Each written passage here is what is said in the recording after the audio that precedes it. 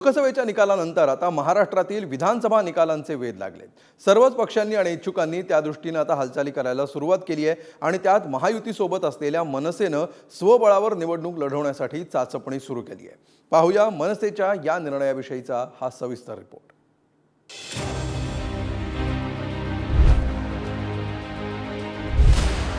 महाराष्ट्र नवनिर्माण सेना, भारतीय जनता पक्ष, शिवसेना आणि एनसीपी, परंतु फक्त नरेंद्र मोदींसाठी बिनशर्त पाठिंबा देत आहे हे मी आज आपल्या समोर सगळ्यांसमोर जाहीर करतो। विधानसभा निवडणुकीचे पडघम वाजू लागले। महाराष्ट्रातील महायुती आणि मवियाच्या घटक पक्षांनी विधानसभेची गणित मांडायला सुरुवात केली आहे। लोकसभा निवडणुकांमध्ये नरेंद्र मोदींना बिनशर्त पाठिंबा देणाऱ्या राज ठाकरेंनीही स्वबळावर विधानसभेची चाचपणी सुरू केली आहे। महाराष्ट्र नवनिर्माण सेनेच्या इंजिनानं विधानसभेसाठी वेगळ्याच ट्रॅकवरून धावण्याचे संकेत दिले। मनसेच्या मुंबईत पार पडलेल्या मेळाव्यात राज ठाकरेंनी पक्षाची भूमिका स्पष्ट केली। मेळाव्यात राज ठाकरे नेमकं काय म्हणाले पाहूया। स्वबळावरती 200 ते 220 जागांची चाचपणी करायला हवी। युती संदर्भात कोणत्याही चर्चा आता झालेल्या नाही। आपल्याला मनसे पक्ष वाढवायचा आहे। लोकसभेत मराठी मतं शिवसेनेला मिळाली हा गैरसमज आहे। फोडाफोडीच्या राजकारण्यांचा जनतेला कंटाळा आलाय। या फोडाफोडीचा फटका भाजपाला बसलाय। महायुतीच्या पाठीशी उभं राहत मनसेने पूर्ण ताकदीनिशी प्रचार केला, प्रचार सभा घेतली। लोकसभेत महायुतीला अपेक्षित यश मिळालं नाही। आता मनसे विधानसभेत स्वबळावरती चाचपणी करताना दिसते। आतापर्यंत आम्ही स्वबळावरती निवडणुका लढवलेल्या आहेत, त्यामुळे तशा प्रकारची जी काही बातमी तुम्हाला आलेली ती अत्यंत चुकीची बातमी आहे। आणि आता आपण साहेबांनी आता जो आदेश दिला त्याप्रमाणे जवळजवळ 250-250 जागांच्या आम्ही तयारी करणार आहोत आणि निवडणुका लढवायच्या आणि त्याच्यावरती ॲनालिसिस होणार आहे। किंबहुना संपूर्ण महाराष्ट्रामध्ये प्रत्येक मतदारसंघनिहाय आमच्या काही टीम्स आता जाणार आहेत आणि त्या टीम्स जाऊन संपूर्ण महाराष्ट्राचा दौरा करून त्या ठिकाणचा सगळा आलेख, आराखडा, आढावा पक्षप्रमुखांना सादर करतील आणि त्याच्यानंतर आम्हाला जो काही निर्णय घ्यायचा तो आम्ही घेऊ। मनसेने स्वबळाची चाचपणी सुरू केल्यानंतर ठाकरेंच्या शिवसेनेच्या नेत्या सुषमा अंधारेंनी मनसेला डिवचलं, तर मनसे महायुती सोबतच राहील असा विश्वास भाजप नेते व्यक्त करतात।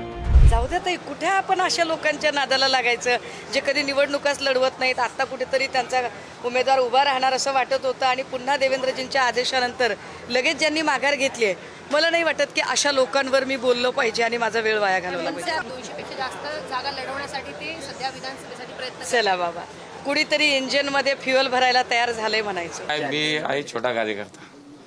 शेवटी राज्यस्तरावरती किंवा देशाच्या पातळीवरती अलायन्स काय असलं पाहिजे, कुठल्या पार्टीसोबत असलं पाहिजे, काय हे वरिष्ठ लेवलला हे नेते ठरवतात।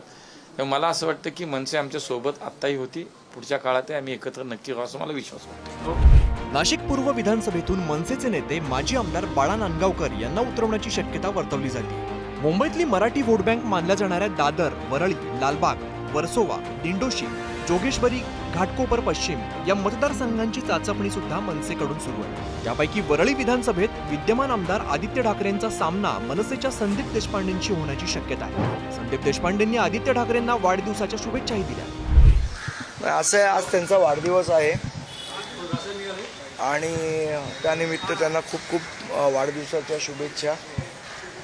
आणि महाराष्ट्राचं भवितव्य निश्चितपणे चांगलं आहे। गेल्या 5 वर्षात जे लोक झोपलेले त्यांनी काल पहिल्यांदा BDD 40 संदर्भात देवेंद्र फडणवीस साहेबांना पत्र लिहिलं। झोपी गेलेले जागे होत आहे, त्यामुळे महाराष्ट्राचं फ्युचर नक्कीच चांगलं आहे। मनसे स्थापन झाल्यापासून विधानसभा निवडणुकीत पक्षाची कामगिरी काय होती यावरती एक नजर टाकूया।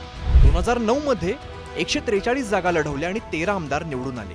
2014 मध्ये 153 जागा लढवल्या आणि 1 आमदार निवडून आला। तसंच 2019 मध्ये 101 जागा लढवल्या आणि 1च जागा निवडून आली।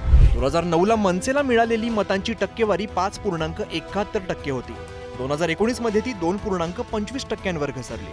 राज ठाकरेंच्या सभांना होणारी गर्दी वोट बँकमध्ये रूपांतरित करण्यात मनसेला अपयश येत असल्याची टीका यापूर्वीही अनेकदा झाली आहे। ठाकरेंनी मवियाची साथ देऊन सरकार स्थापन केल्यानंतर राज ठाकरेंनी हिंदुत्वाची कास धरल्याचं पाहायला मिळालं। मुख्यमंत्री एकनाथ शिंदेंच्या बंडानंतर राज ठाकरे शिंदे फडणवीसांच्या जवळ गेल्याचं दिसलं। लोकसभा निवडणुकीच्या अखेरच्या टप्प्यात राज यांनी बिनशर्त पाठिंबाही जाहीर केला आणि मुंबईच्या शेवटच्या प्रचार सभेत राज ठाकरे हे नरेंद्र मोदींसोबत सभेतही सहभागी झाल्याचं पाहायला मिळालं। मात्र लोकसभा निकालात महायुतीच्या पदरी आलेल्या अपयशानंतर आता राज ठाकरेंचं इंजिन स्वबळावरती धावण्याच्या तयारीत दिसतंय।